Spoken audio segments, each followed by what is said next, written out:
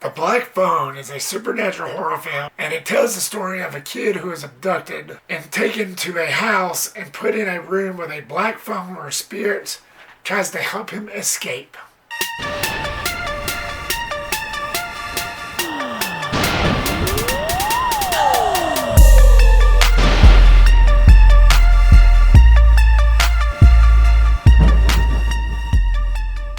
Welcome to my Black Phone review, guys. Thank you so much for clicking here. I really do appreciate it. Now, funny story, the weekend that this was supposed to come out, I was all set to go. I already pre-ordered the tickets, already reserved my seats, and I was set to go.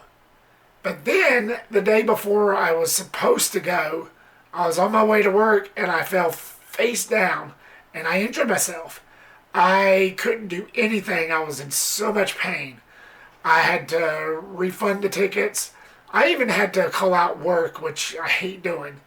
I couldn't do hardly anything. So luckily I healed up since then. That was about a month ago. So that's why I'm so late with this review. So I healed up and I just got back to seeing it. It was pretty decent. It wasn't bad. Of course, this was another one of those that was affected by COVID. And it was supposed to be released last year, and I think some countries actually did release it in their respective places. For some reason, the US just didn't get it until now. Because when you look it up on Wikipedia or IMDb, it says 2021, so I don't know what went on with that. But point being, it was supposed to be released last year, and they released it now. So whatever the reason that might be, who knows. It just took longer for us to release it for some reason. But was this worth the wait? In other words, was it worth the agonizing torture I had to go through and wait in order to see it? Let's find out with the positives for the Black Phone. First and foremost, I've got to say, Ethan Hawke, he played a really excellent villain. I really did like his portrayal in this. He performed pretty well as the grabber. Now there's a downfall to it, which I'll get into later, but he had his hooks in it, that's for sure.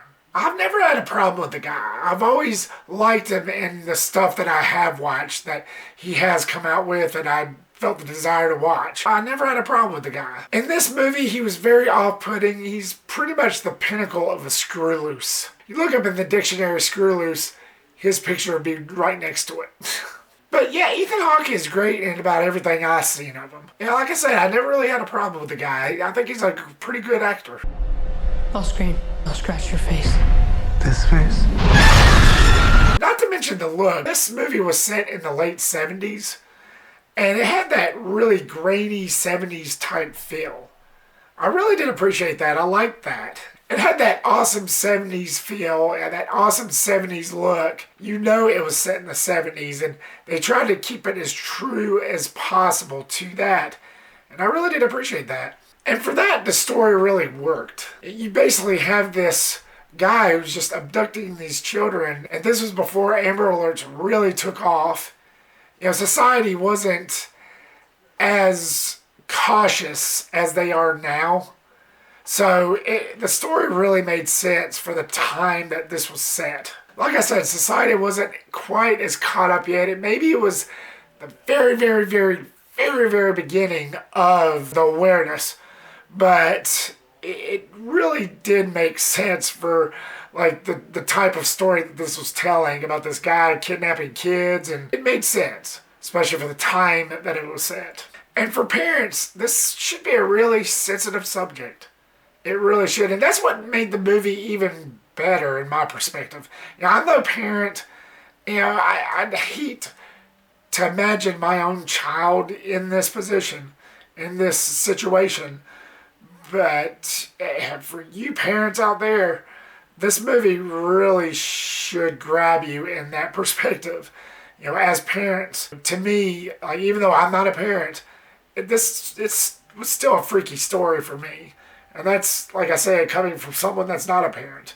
But I would imagine if I did have a kid, I'd be pretty freaked out. But again, that's what made this movie work. It's what made the film tense. And for that, it really did its job. Director Scott Derrickson, who pretty much made a name for himself in the horror community, did an excellent job on this film. He did such movies like The First Sinister, Deliver Us from Evil. He even had his hand in the MCU, directing the first Doctor Strange movie. And Hellraiser Inferno, the fifth Hellraiser film, that being his first film. I think he's a good director. With Black Phone, he showed himself as a skilled horror director. He threw out plenty of jump scares that pretty much worked. It had some tense moments. It had some moments where I literally jumped out of my wheelchair just about. Not literally, but figuratively. It's very unexpected. A lot with the scares. It was very unexpected. Like I said, it did its job. And I like some of the dialogue, especially with some of the meta references that they referred to the original Texas Chainsaw Massacre movie. That kind of got some chuckles out of me. I was like, oh yeah, right. Yeah, thanks for recognizing. That was pretty good. He didn't write this, but it made me think of something Kevin Williamson would write. Because it was a little bit of a meta reference there, so I appreciated that. And I love the supernatural element. You know, basically, after this kid gets abducted, he gets put in this room where this black phone just happens to be hanging on the wall. And he gets these calls from the kids who this guy has abducted before and sadly killed. And the spirits are wanting revenge, so they basically take their revenge on this guy through this kid. And that's another aspect of the story I really did appreciate. It was very satisfying. And speaking of the main kid who was kidnapped, I was with him every step of the way. He showed great emotions. There's one shot where he was crying, and I really felt for the kid. I really felt for the kid, for him being in this situation with this evil guy in this tough situation where he was trying to escape and take the word of all these ghosts that was talking to him. It was pretty much like a team effort with these ghosts and this kid of him just trying to escape. It was pretty much a survivalist movie. And this kid's performance, I don't remember the name of the actor, but it was pretty good. Like I said, I was with him every step of the way. I was like, come on, kid, you can do it. You can do it, in the words of Rob Snyder. The film was pretty kick-ass for the most part for me. It definitely had its moments. It's very tense. Still not quite 100%. That being said, let's dive into the negatives. The opening. It did feel a little draggish. There was some moments where I felt like it could have been cut just a little. It just took a little bit longer for the opening, for the build-up to get to its point. And I just felt like some of it could have been just trimmed out just a little bit. Just some aspects of it could have been sped up for me. I mean, me personally. Just, that's just me. And as much as I liked Ethan Hawke's performance as the villain, as the grabber, he wasn't really that scary to me. I didn't really get that scared vibe that I wanted. To me, he just seemed a little weird. He just came off creepy. Like, there's this one scene where he comes down and he's watching the kid sleeping. And the kid wakes up and he's like, why did you come down here? Oh, I just wanted to look at you. And then he walks away and I'm like, okay, you're just making it weird. You're not scary so far. And then there's this whole thing where he has with his mask, where when the kid rips it off, he goes berserk. He says, no. When at the beginning, he didn't have his mask on.